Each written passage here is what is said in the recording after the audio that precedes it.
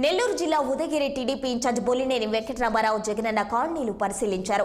ఉదయగిరిలో నిర్మిస్తున్న జగనన్న కాలనీ ఇళ్ల నిర్మాణాన్ని పరిశీలించిన ఆయన జగనన్న కాలనీల నిర్మాణం నాశరకంగా ఉన్నాయని ఆరోపించారు. టీడీపీ అధికారంలోకి వచ్చాక కాంట్రాక్టర్ అధికారులపై చర్యలు తీసుకుంటామని హెచ్చరించారు. ఇక దీనిపై పూర్తి సమాచారం మా నెల్లూరు ప్రతినిధి కృష్ణ అందిస్తారు.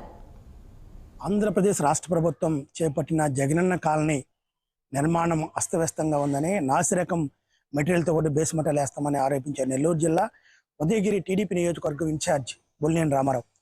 ఉదయగిరి నియోజకవర్గంలో జగనన్న కాలనీని సందర్శించిన రామారావు జగనన్న కాలనీ ఇల్లు కాంట్రాక్టర్పై మండిపడ్డారు. నేను కూడా 30 సంవత్సరాల్లో కాంట్రాక్టర్ వృత్తిలో ఉన్నానని, ఎక్కడ కూడా ఈ విధంగా ఇంత నాసిరకంగా కూడా కట్టలేదని, అయితే ఏదైతే జగనన్న కాలనీ పేదలకు ఇచ్చే ఇల్లు నిర్మిస్తున్నారో ఆ ఇళ్ళన్నీ కూడా ఆ బేస్ మటాలో నాసిరకమైన నాసిరకమైన మెటీరియల్తో కూడా కడుతున్నారని, ఎప్పుడు కూలిపోతే కూడా తెలియని పరిస్థితిలో ఉందని, ఇంత నాసిరకమైన మెటీరియల్ కట్టి పేదల్ని మోసం చేస్తున్నారు రాష్ట్ర ముఖ్యమంత్రి అని కూడా ఆయన ఆరోపించారు.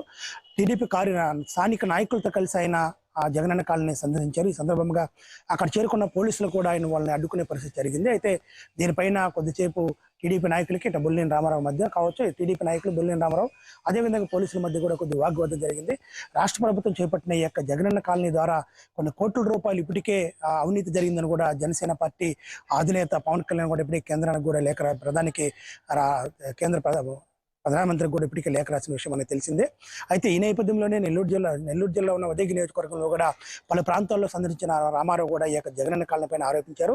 అయితే ఈ జగనన్న కాలనీలో జరుగుతున్న ఈ యొక్క దోపిడీ, ఏదైతే కాంట్రాక్టర్లు కడుతున్న ఈ యొక్క నాసిరక మెటీరియల్ కూడా ఎక్కడి నుంచి తెస్తున్నారు, ఇంత బూడిదతో కలిపిన సిమెంట్ రాళ్ళు కావచ్చు, బూడిదతో సిమెంట్, ఏదైతే ఇసుకు సంబంధించి ఏట్లో ఇసుక కాకుండా లోకల్గా ఏదైతే వాగుల్లో, ఏదైతే వర్షానికి నీళ్ళకి కొట్టుకొచ్చి వాగుల్లో ఎక్కడెక్కడ భర్తీ అయిపోయిన ఆ ఇసుక తీసుకొచ్చి కూడా ఇక్కడ కట్టుబడి చేస్తున్నారని కూడా ఆయన ఆరోపించారు. ఇదే విషయంపై పోలీసుల వాళ్ళ మధ్య వాగ్వాదం జరగడంతో కొద్దిసేపు ఉద్రిక్త వాతావరణం జరిగింది. దీనిపైన ఇంకా మేము జిల్లా అధికారులు కావచ్చు, జిల్లా కలెక్టర్ కావచ్చు, అదేవిధంగా రాష్ట్ర స్థాయి అధికారులకు కూడా, రాష్ట్ర స్థాయి టీడీపీ నాయకులకు దృష్టి కూడా తీసుకెళ్తామని ఆయన తెలియజేశారు. కెమెరామెన్ తెలపతో కృష్ణ, 6 టీవీ, నెల్లూరు.